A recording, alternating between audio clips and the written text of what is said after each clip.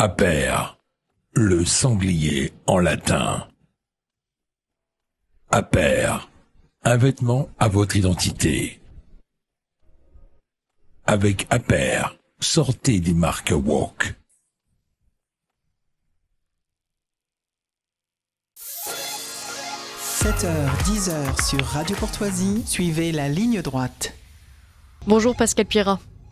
Bonjour Maude, bonjour aux éditeurs. Merci d'être avec nous ce matin. Je rappelle à nos auditeurs que vous êtes députée européenne du Rassemblement national, haut fonctionnaire, ancien juge d'instruction. Et ce matin, je vous propose de revenir sur ces réquisitions prononcées par le parquet à l'encontre de Marine Le Pen la semaine dernière.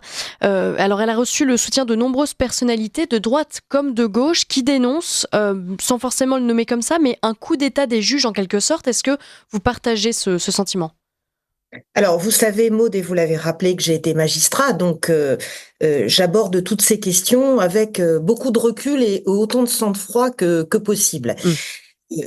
On peut dire que ce sont des réquisitions d'une grande violence, qui choquent d'ailleurs des millions de Français et qui ont d'ailleurs spontanément créé une pétition sur laquelle il y a plus de 250 signatures au soutien de Marine Le Pen.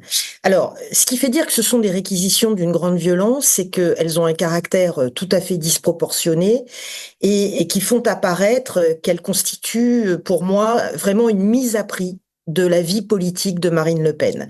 Parce que ce que vos auditeurs doivent bien comprendre, c'est que ce choix de peine requise, n'est pas le choix d'une procureure qui monte au procès tel jour, dans telle affaire. Ce choix de peine, dans une affaire qui est éminemment politique, bien sûr, c'est un choix de peine qui a été validé par le ministère de la Justice, et c'est un choix de peine qui a été validé par le conseiller justice d'Emmanuel Macron, n'en doutons pas, n'en doutons pas. Alors, je rappelle quand même ici que nous sommes au stade des réquisitions, qu'il faut quand même faire confiance au tribunal après les plaidoiries de la défense pour ramener les choses à leur très juste proportion. Et la très juste proportion, c'est qu'il n'y a pas de détournement de fonds publics, qu'il n'y a jamais eu d'enrichissement personnel et qu'il n'y a pas d'emploi fictif. C'est-à-dire que tout procède d'une incompréhension administrative avec le Parlement européen, dont vous savez que c'est une grosse machine technocratique, sur le rôle des collaborateurs parlementaires. Voilà. Ouais. Cette affaire tient à ça. Le MoDem est traversé également par cette affaire. LFI également. Par conséquent, il faut ramener les choses à leur juste proportion. Ce que je voudrais dire pour terminer sur ce point, c'est que, en revanche, c'est absolument un scandale pour la procureure d'avoir prononcé les mots qu'elle a prononcés pendant son réquisitoire, en disant que même si elle ne trouve rien comme élément à charge, elle poursuit tout de même parce qu'elle n'accepte pas de ne pas requérir de peine.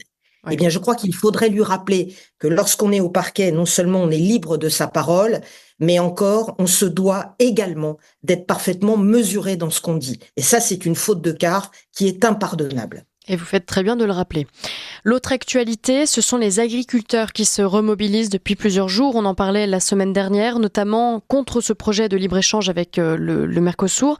Mais la question qui me taraude ce matin, Pascal Pierrat, est la suivante. Est-ce qu'on en parle au Parlement européen de cette mobilisation ou pas du tout ?